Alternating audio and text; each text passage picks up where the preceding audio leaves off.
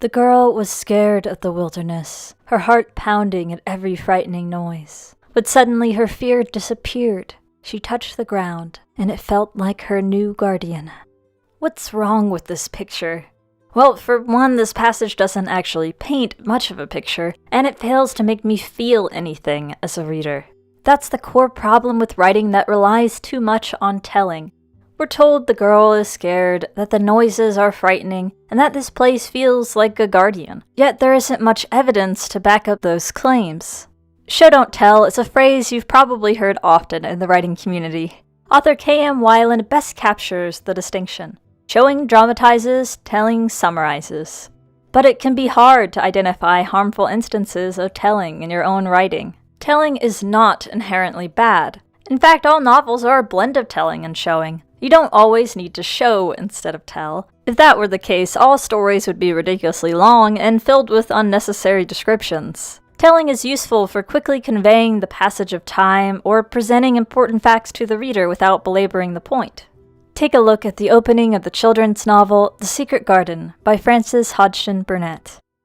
When Mary Lennox was sent to Misselthwaite Manor to live with her uncle, everybody said she was the most disagreeable-looking child ever seen. It was true, too. She had a little thin face and a little thin body, thin light hair and a sour expression. Her hair was yellow, and her face was yellow, because she had been born in India, and had always been ill in one way or another.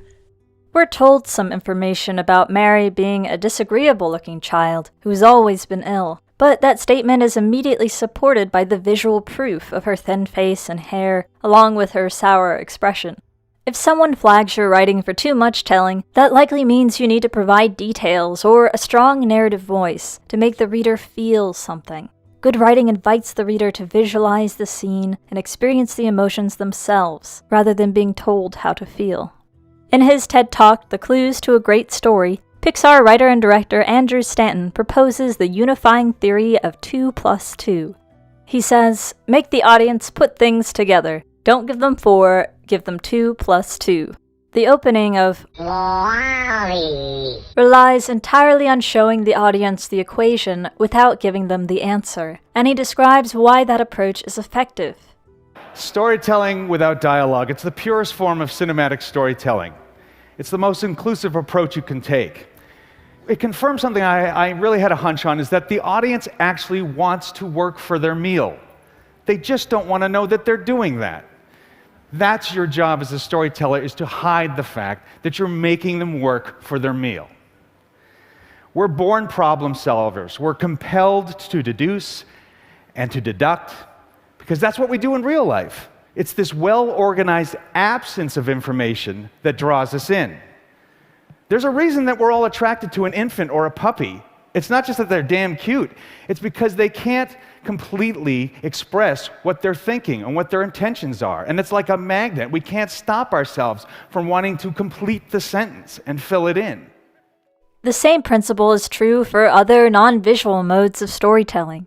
The key to making your audience care in fiction is to imply your meaning, rather than always pointing it out. Readers love the process of discovery and solving puzzles. Before we dive into some practical strategies, I want to take a 2-minute detour to explore the origins of Show Don't Tell as a writing mantra, since it's not often discussed. In his 2004 book, Creative Writing and the New Humanities, scholar Paul Dawson describes how the novel transformed across the 19th and 20th centuries with the rise of realism as a literary movement. Realism aims to tell the stories of ordinary people with complete honesty, rather than romanticizing them. Dawson notes, from Flaubert onwards, the trajectory of the novel is often regarded as the development of techniques to impersonalize the narrator in order to efface the presence of the implied author and dramatize as much of the action as possible. Literary critic Percy Lubbock praised those 19th century realists for giving the novel a defined aesthetic, and it's his 1921 book, The Craft of Fiction, that likely popularized the idea of showing versus telling. He says, the art of fiction does not begin until the novelist thinks of his story as a matter to be shown, to be so exhibited that it will tell itself.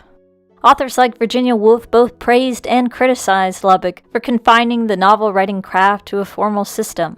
His ideas were incredibly influential in the literary world. Basically, the intention of this advice is to turn the author into an invisible narrator and avoid breaking the reader's immersion in the story. Janice Hardy makes a similar observation in her 2016 writing guide, Understanding Show, Don't Tell. A common rule of thumb: as long as it feels like the character is thinking it, you're usually okay. But as soon as it sounds like the author butting in to explain things, you've probably fallen into telling. If you want readers to experience the story's emotions on a gut level, you've got to know when to show. Generally speaking, moments involving emotions, opinions, or sensations are best shown rather than told. Here are 6 guiding principles for stronger showing. Number 1. Use evidence to support your claims. If a narrator says her husband is a kind-hearted person, or the protagonist believes his best friend is guilty of murder, what led them to that conclusion? Give the reader the same evidence the character uses when it comes to assumptions or opinions. Author Chuck Pumpernickel advises a ban on thought verbs like thinks, knows, understands, realizes, believes, wants, remembers, and imagines. He talks about unpacking scenes so that the reader feels and thinks what the characters are feeling and thinking. He gives this example. Instead of saying, Adam knew Gwen liked him, you'll have to say, between classes, Gwen was always leaned on his locker when he'd go to open it. She'd roll her eyes and shove off with one foot, leaving a black heel mark on the painted metal, but she also loved the smell of her perfume. The combination lock would still be warm from her ass, and the next break, Gwen would be leaned there again. Polinique adds, instead of characters knowing anything, you must now present the details that allow the reader to know them. Instead of a character wanting something, you must now describe the thing so that the reader wants it. You can pull readers into the story by presenting evidence, whether that's a visual detail or a piece of dialogue, and letting them come to their own conclusions about the impression you're trying to create. Number 2. Replace the abstract with the concrete. In particular, be careful about directly stating a character's feelings. The blog Novel Writing Help by Harvey Chapman gives a great before and after example. Telling, after his first kiss with Samantha, Toby walked home feeling happier than he'd ever felt in all his 13 years. Showing, after his first kiss with Samantha, Toby couldn't keep the goofy grin off his face all the way home. When he came to the front gate, he jumped clean over it, didn't come close to tripping. Chapman further explains why the changes work. Happiness is an abstract concept and needs to be demonstrated, shown, not told, with concrete details, like the wide grin and the gate jumping. So you can often replace emotions with actions that allow the reader to infer the emotion. Also be wary of descriptions that use opinion-related adjectives, like beautiful or strange. In a first draft, I might write, the dark forest felt eerie. Okay, maybe it feels eerie to the character, but the reader needs to feel it too. I need to convince the reader that it's eerie using evidence. The forest hummed with the cries of children long dead. That's better. Sufficiently eerie. Replace adjective labels with details that allow the reader to interpret the atmosphere on their own. A trick for identifying when you're in abstract territory is to ask a question that Jeff Gerke poses in his book The First 50 Pages. Can the camera see it? Almost all examples of showing contain a detail that can be visualized, although you'll often want to combine those visuals with smell, touch, taste, and sound. Author Jerry Jenkins provides great examples of replacing abstract emotions with concrete actions on his blog. Cold, don't tell me, show me. Your character pulls her collar up, tightens her scarf, shoves her hands deep into her pockets, turns her face away from the biting wind. Tired? He can yawn, groan, stretch. His eyes can look puffy. His shoulders could slump. Another character might say, didn't you sleep last night? You look shot.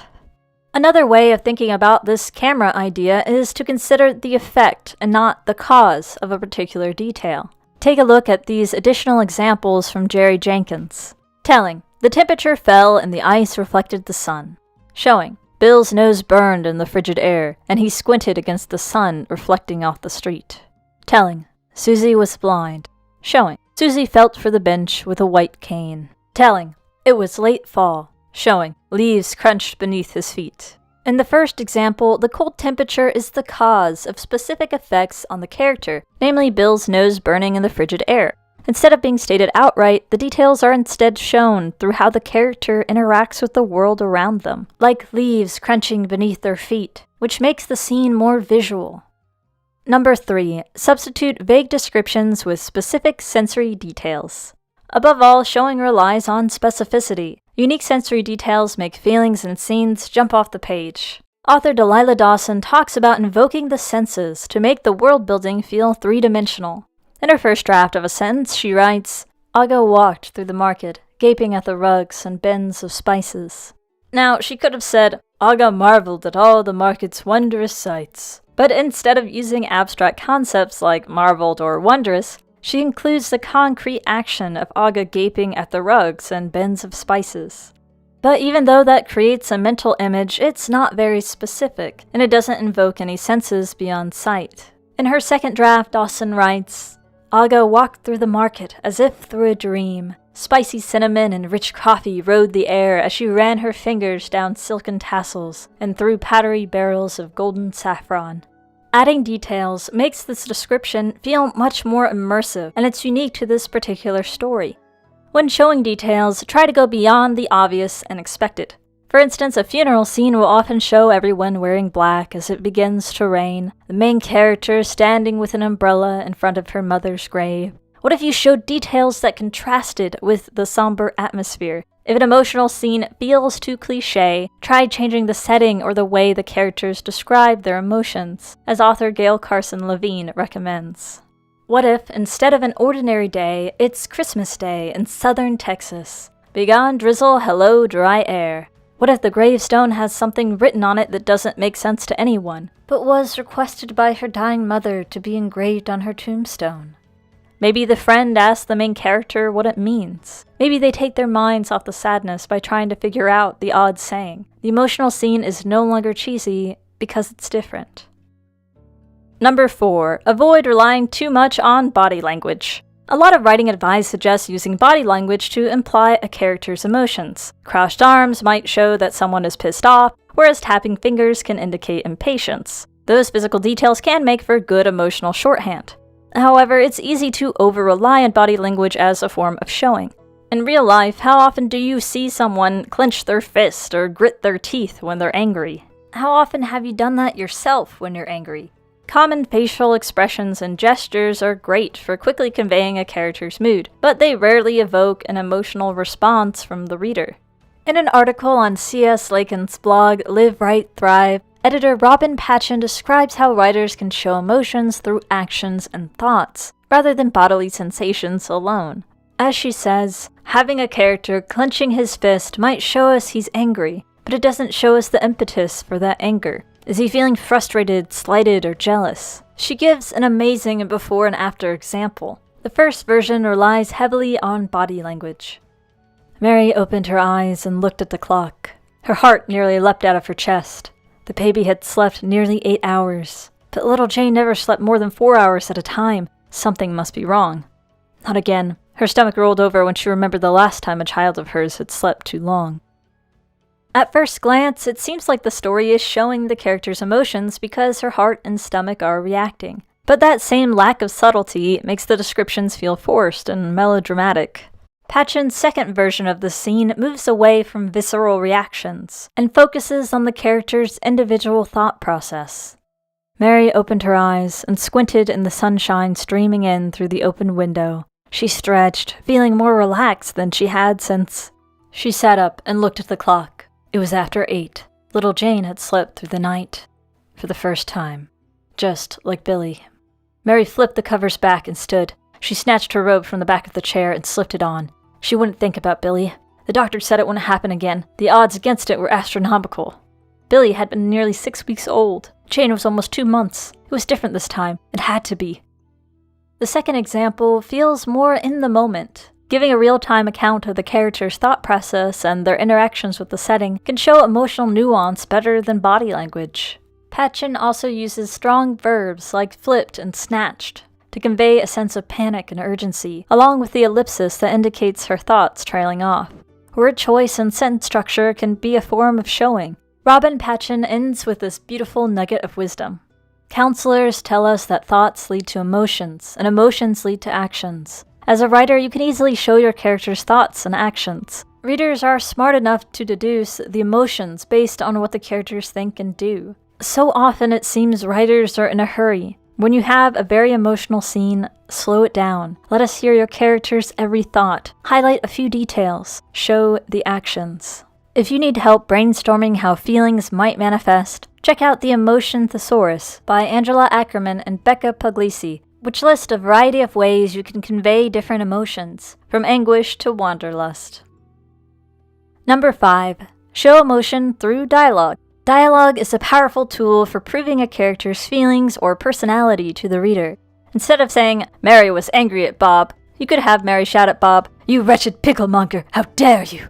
This is also the reason many writing advice articles warn against using adverbs. They weaken the dialogue because they tell rather than show.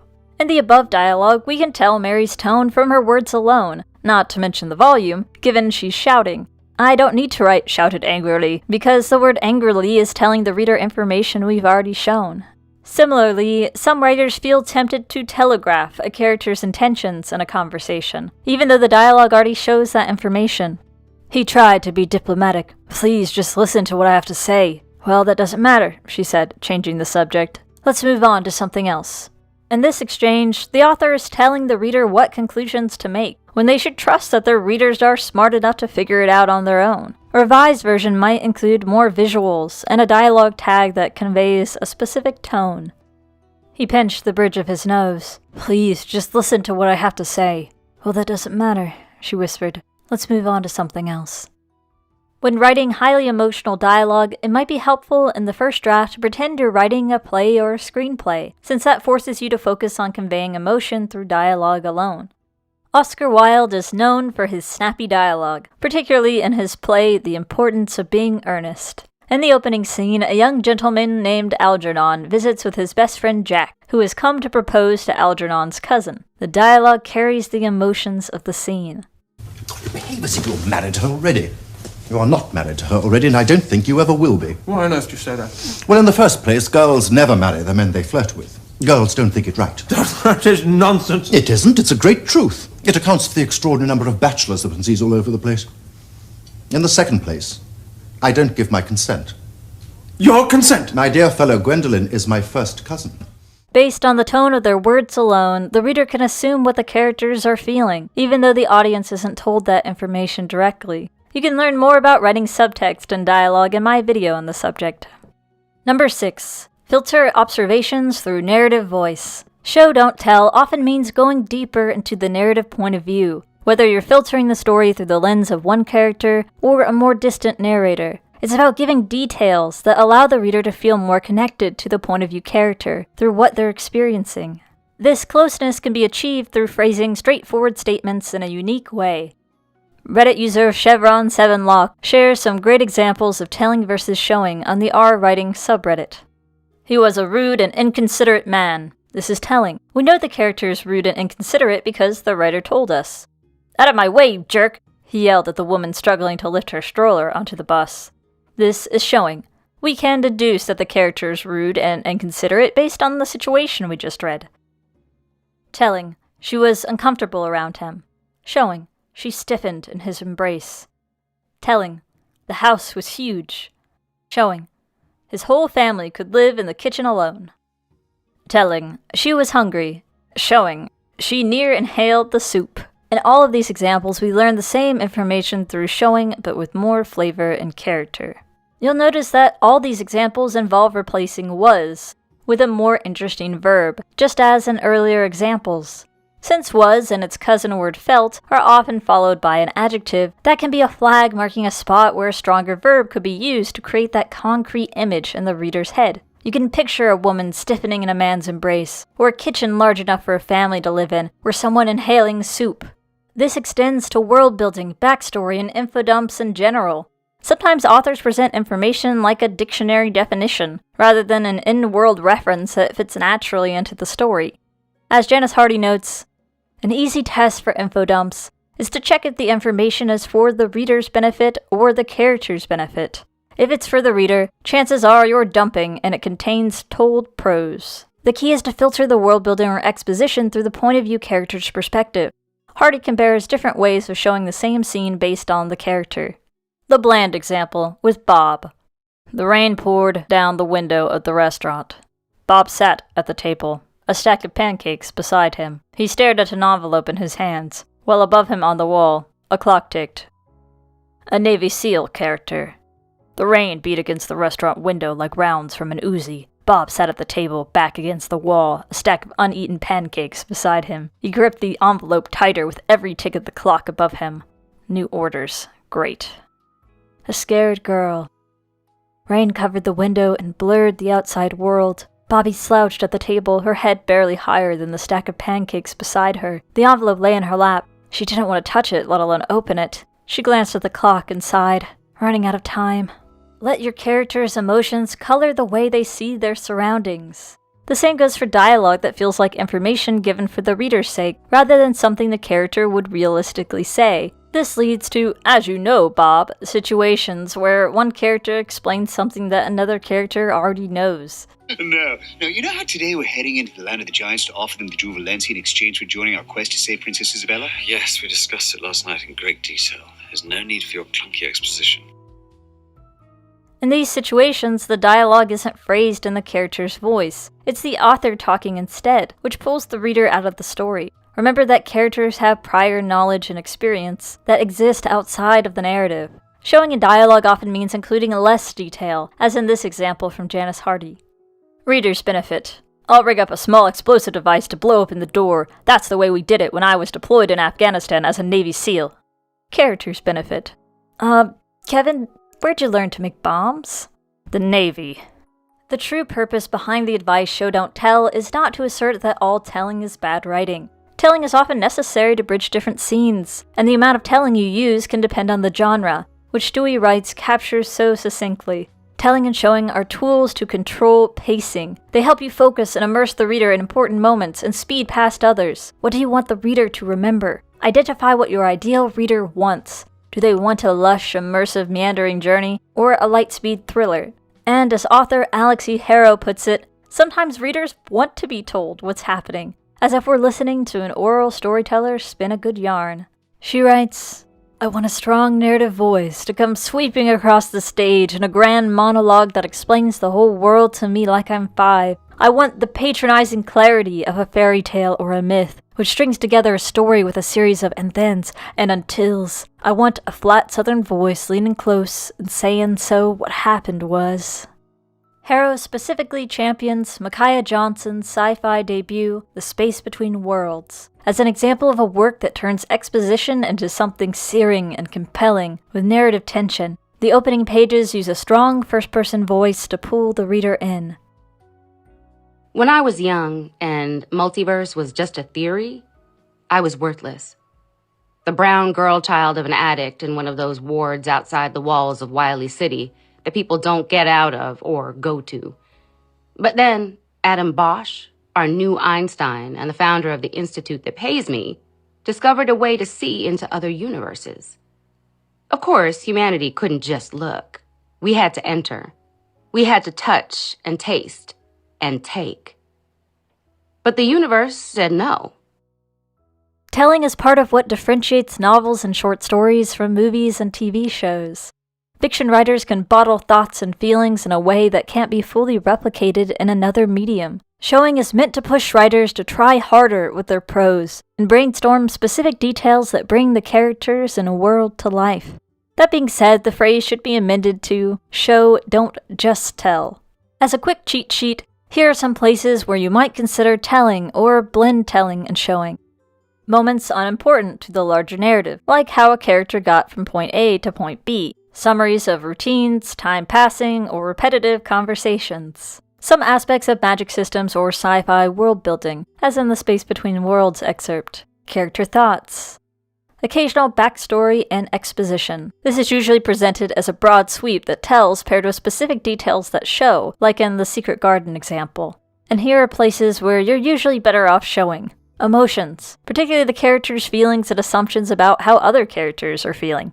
Sensations. This includes sight, sound, smell, taste, and touch. Thoughts. Words like realize, thought, and knew might signify this, but don't feel like you need to avoid those words entirely. Just make sure there's not a more interesting way you could phrase it, using concrete evidence. attributes, or opinion-related adjectives, especially in relation to how a character, place, or situation makes the protagonist feel. If you make a claim like, "he was smart," back it up with evidence, such as mentioning the time he MacGyvered a key from dental floss and a spatula. Flat phrasing. This might include overused wording or an abundance of to-be verbs like was. Showing means eliminating the author as the middleman and letting the reader live the story firsthand. You can show through specificity, action, dialogue, sensory details, internal thought, and narrative voice. Your first draft will often contain more telling than showing. During revisions, you can go through and highlight parts that need more flavor.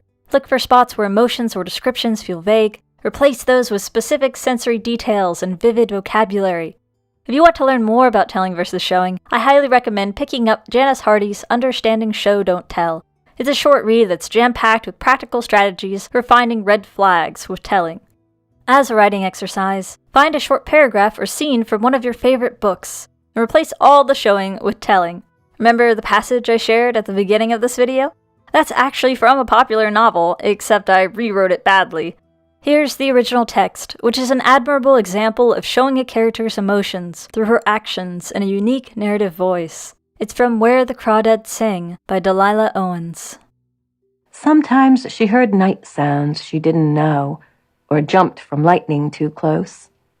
But whenever she stumbled, it was the land that caught her.